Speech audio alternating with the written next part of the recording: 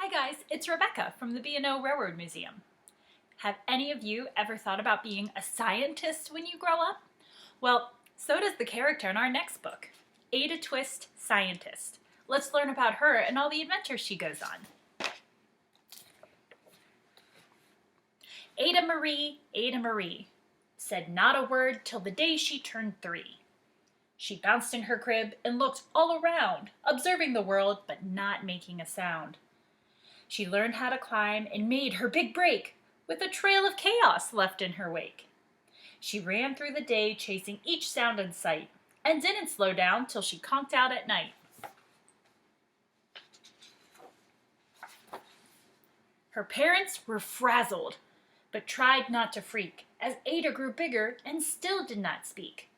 Clearly young Ada, with lots in her head, would have something to say when it ought to be said. That's just what happened when Ada turned 3. She tore through the house on a fact-finding spree and climbed up the clock just as high as she could. Her parents yelled, "Stop!" as all good parents should.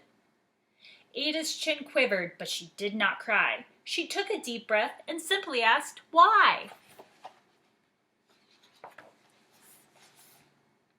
Why does it tick and why does it talk? Why don't we call it a granddaughter clock?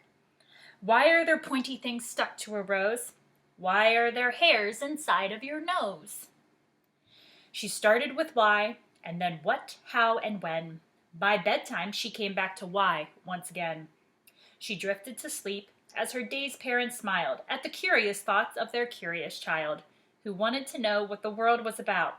They kissed her and whispered, "You'll figure it out."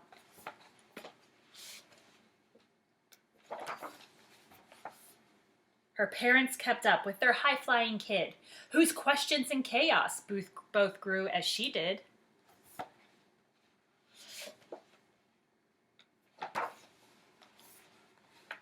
Even Miss Greer found her hands were quite full when young Ada's chaos wreaked havoc at school. But this much was clear about Miss Ada Twist. She had all of the traits of a great scientist.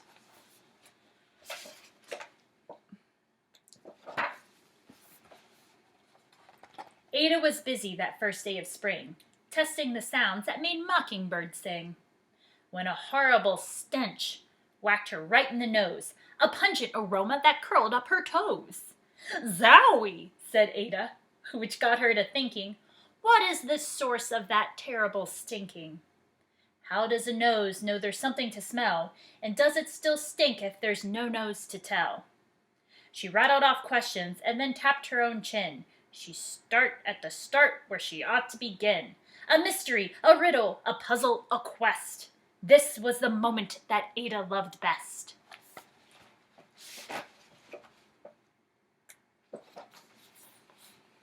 Ada did research to learn all she could of smelling and smells, both stinky and good. One hypothesis Ada thought could be true, that terrible stink came from Dad's cabbage stew.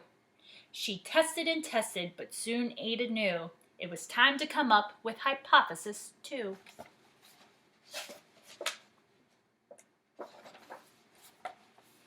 Then zowie! The stink struck again, just like that. Hypothesis 2, it's caused by the cat. The cat couldn't make such a stink on its own. It needed perfume and some fancy cologne. So young Ada tested. The test was a flop. She started again, but her parents yelled, "Stop!"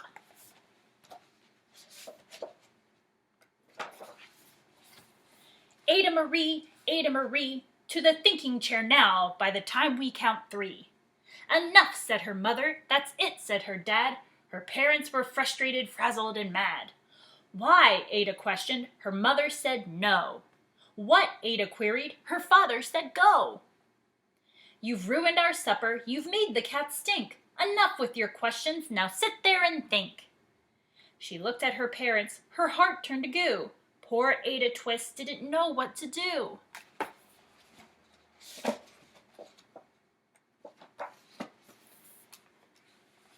She sat all alone by herself in the hall, and Ada once more could say nothing at all.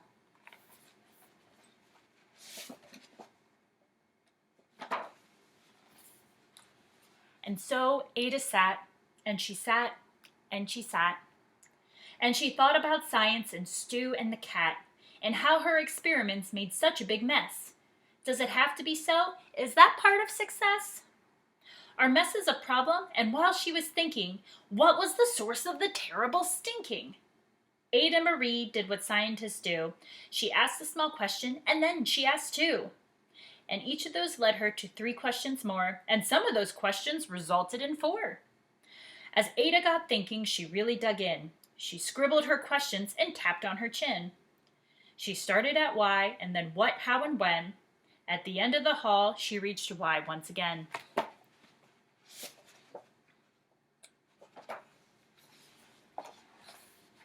Her parents calmed down, and they came back to talk. They looked at the hallway and just had to gawk. No patch of bare paint could be seen on the wall. The thinking chair now was the great thinking hall. They watched their young daughter and sighed as they did. What would they do with this curious kid, who wanted to know what the world was about? They smiled and whispered, "We'll figure it out."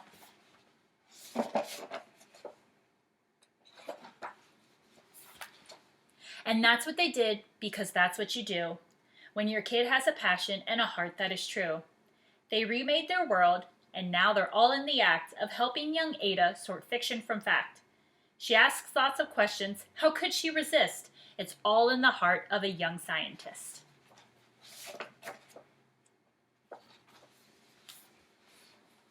And as far as the smell, what can Ada Twist do but learn all she can from her friends in grade 2?